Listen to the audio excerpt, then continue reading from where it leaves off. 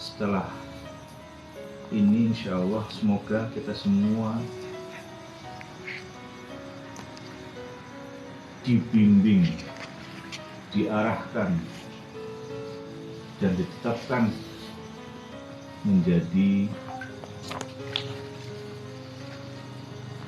muslim mukmin yang mendapatkan ridha Allah Subhanahu wa taala.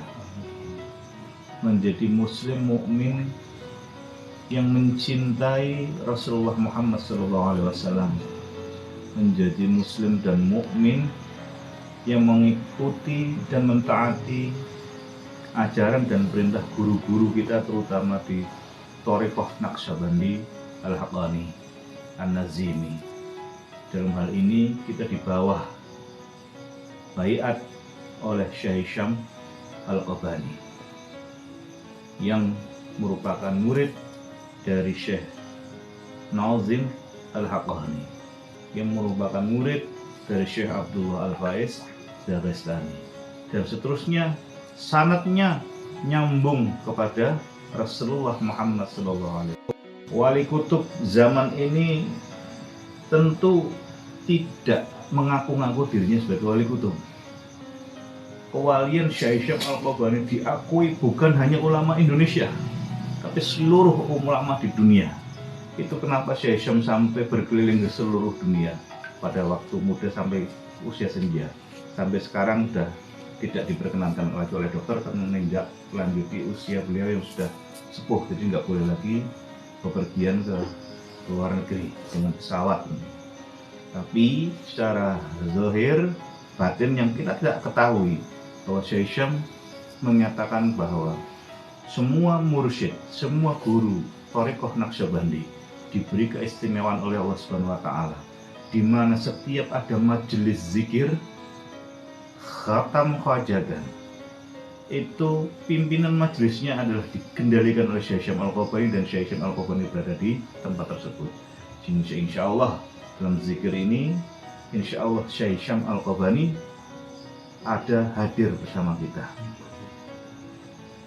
Tahun 2017 ketika saya menghadap Syekh Hisham Al-Qabani, saya memberitahu kepada Syekh Hisham bahwa kami ini di Indonesia secara syariat digembleng, dididik oleh Sayyid Ali Al-Jilani yang sekarang menjadi pimpinan Majelis Ahbabur Rasul Indonesia. Lalu saya bilang bahwa majelis di Karawang ini majelis ilmu dan zikir diadakan oleh Syed Alwi setiap hari Kamis malam Jumat. Apa yang beliau Syekh Hisham katakan dalam bahasa Inggris ya, beliau cuma bilang ya saya tahu, kata Syekh Hisham, saya tahu karena saya berada di sana. Artinya di majelis-majelisnya murid Syekh Hisham Al-Qabani, Syekh Hisham ada di situ. Karena begitu saya bilang Sayyid Alwi, ada Ma'abur Rasul, ada malam Jumat, pengajian taklim dan zikir, Syekh Hisham Al-Qabani menjawab, ya saya tahu, saya berada di sana. Ya kata Syekh Hisham dalam Inggris, I know. I always there. Saya berada di sana, selalu berada di sana. Jadi Syekh Hisham Al-Qabani ini menyayangi Sayyid Alwi, itu sudah jelas dari kalimat ini bahwa Syekh Hisham selalu menghadiri majelisnya Sayyid Alwi. Cuma secara kasat mata kita enggak tahu.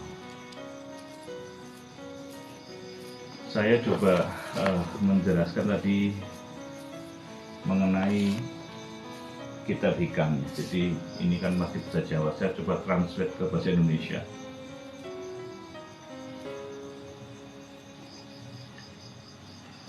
Syekh Ahmad Ibnu Muhammad Athaillah Askandari dalam kitab hikam ini pasal 4. Sebelum zikir kita selalu bahas mengenai hikam, karena ini esensi dari tasawuf, ini ajarannya di hikam.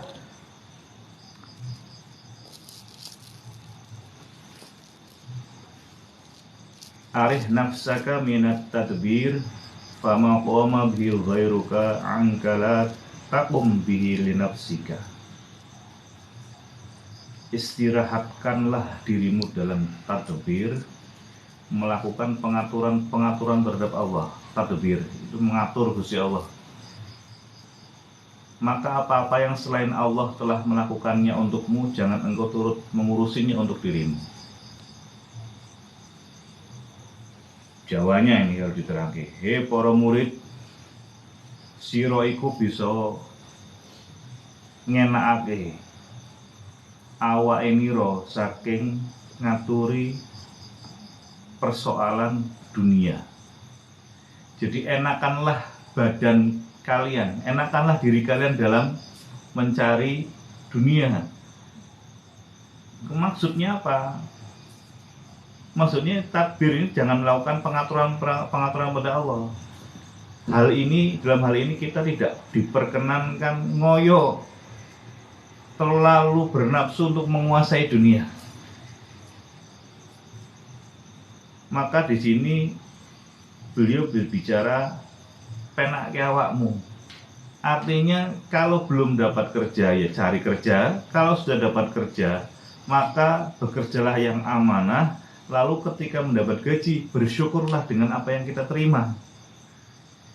Nggak perlu membayangkan saya harus memiliki rumah tingkat 10, ada kolam renangnya, mobilnya ada 100, semua ini semuanya sebenarnya nafsu untuk menguasai itu. Jadi ada orang yang selalu bekerja dari subuh, pulangnya tengah malam, istirahatnya kurang, karena apa? Ngejar dunia, hingga lupa tugasnya ibadah, hingga lupa ibadah itu apa sih? Mengistirahatkan badan itu ibadah. Jadi kalau kita kerja badannya kurang istirahat, itu namanya zalim, terlalu mengharapkan dunia tanpa kita sadari sangat banyak hal yang telah Allah atur untuk diri kita. Jaringan syaraf yang terus bekerja, paru-paru yang memompa udara, oksigen yang kita hirup dengan leluasa, rezeki yang kita makan, dan banyak hal lain. Sesungguhnya telah Allah Subhanahu wa Ta'ala atur untuk kita setiap manusia.